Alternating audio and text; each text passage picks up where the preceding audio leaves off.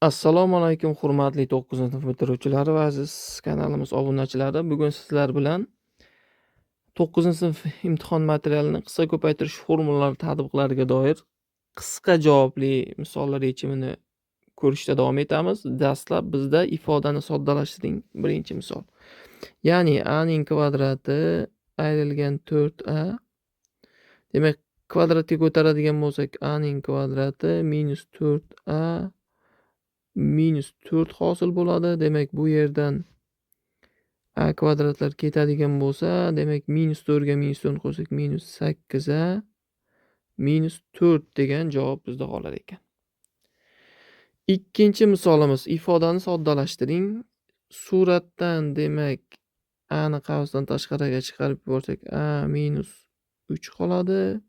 Mahrajda esa a minus 3 ga va a plus 3 ga ajratadigan bo'lsak, natijada a minus 3 lar qisqarib ketsa a taqsim a plus 3 hosil bo'ladi.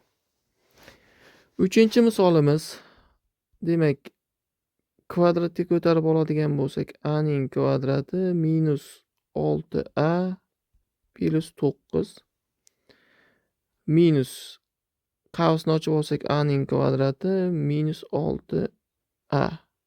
A kvadratlar ketadigan bo'lsa, natija esa minus 12a plus 9 degan ifoda qolar ekan.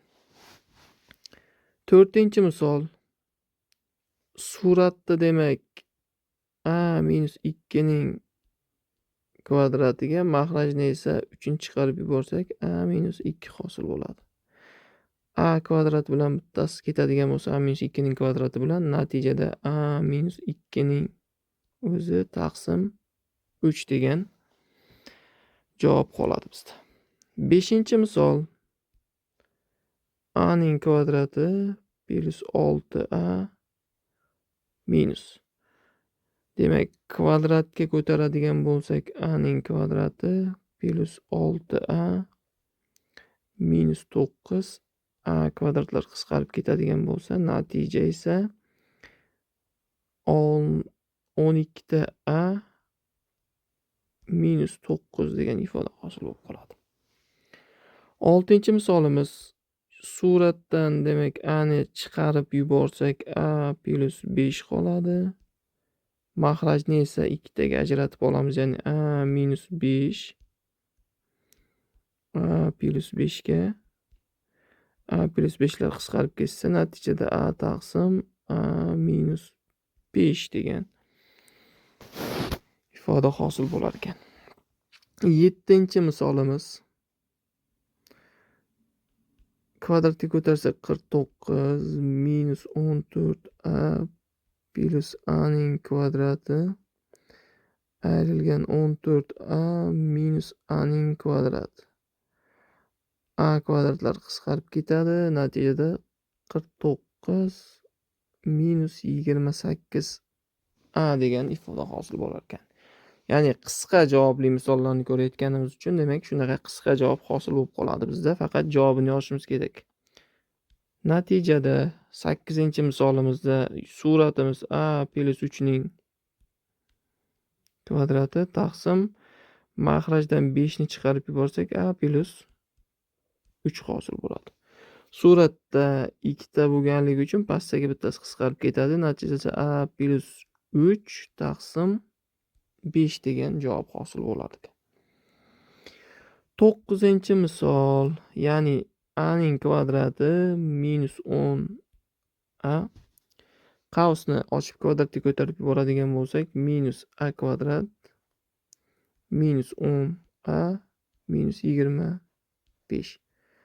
A ning kvadratlar qisqarib ketsa, natijada minus 20 ta a minus 25 degan bizda javob hosil bo'lib qoladi. Misolimizni 10-siga kelib qoldik. Demak, suratdan a degan ifodani qavsdan tashqariga chiqarsak a minus 6. Mahraj esa qisqa ko'paytirish formulasi yordamida 2 taga ajratib olsak, a minus 6 lar qisqarib ketsa a taqsim a plus 6 qoladi. 11-misol. 36 6ning kvadrati minus 12a ikkilangani minus a kvadrat. Ayrilgan 6a minus a kvadrat. A kvadratlar qisqarib ketadi. Plus bo'lar ekan bu. Ya'ni 36 minus 18 a hosil bo'lib qolar ekan. 12-misol. Suratimiz a plus 5 ning kvadratiga keladi. Maxraj esa 3 chiqarib yuborsak a plus 5 hosil bo'ladi. A plus 5 bittasi ketadigan bo'lsa, natijada a plus 5 taqsim 3 hosil bo'lib qoladi. 13-misol bizda a ning kvadrati plus 12a. A minus 6 ning kvadratini ko'tarsak minus a ning kvadrati plus 12a minus 36 hosil bo'ladi. Bu yerda a ning kvadratlari ketadi. 12 12ni qo'shsak 24 ta a minus 36 hosil bo'lib qolar ekan. 14-misolimiz. Suratdan demak a'ni qavsdan tashqariga chiqarsak a plus 7. Maxrajda esa a minus 7 va a plus 7 ga ajratib olsak a plus 7 lar ketdi. Natijada a taqsim a minus 7 hosil bo'lib qoladi.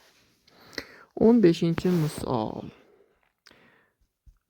Qavsni kvadratga ko'tarib oladigan bo'lsak a ning kvadrati minus 8a plus 16 minus a ning kvadrati minus 8a hosil bo'ladi. Bu yerda a kvadratlarni qisqartirib yuborsak, natijada 16 minus 16a hosil bo'ladi. 16-misol. Suratimiz a minus 3 ning kvadrati. Maxrajdan 4 ni qavsdan tashqariga chiqarib yuborsak a minus 3 hosil bo'lib qoladi. A minus 3 lar ketadigan bo'lsa, suratda a minus 3 bitta qoladi, maxrajda esa 4. 17-misol. A ning kvadrati minus 4a minus a kvadrat plus 4a minus 4 hosil bo'ladi. Bu yerdan ham a kvadratlar qisqarib ketadi. Demak, bizda 4a lar ham qisqarib ketar ekanda, natijamiz minus 4 ga teng bo'lib qolar ekan. 18-misolimiz. Suratdan a ni chiqarib yuborsak a minus 10. Maxrajdan esa a minus 10 va a plus 10 ga ajratib olamiz. Bir xil ifodalarni qisqartirib yuborsak a taqsim a plus 10 hosil bo'ladi. 19-misolimiz. A minus 5 ni kvadratga ko'tarib olsak a ning kvadrati minus 10 ta a plus 25 ayrilgan a ning kvadrati minus 10 a hosil bo'ladi. Bu yerdan ham a kvadratlar qisqarib ketadi. Natijada esa 25 minus 20 ta a hosil bo'lib qoladi. Ikkinchi bo'limimizni demak oxirgi 20-misoli. Bu yerdan ham ya'ni soddalashtirish. Surat a plus 6 ning kvadratiga keladi. Maxraj esa 3 ni chiqarib yuborsak a plus 6 hosil bo'lib qoladi. A kvadrat bilan a plus 6 ni bittasini qisqartirib olsak a plus 6 suratda qoladi. Maxrajda esa 3. Video sizga foydali bo'lgan bo'lsa, bizni kuzatishda davom eting.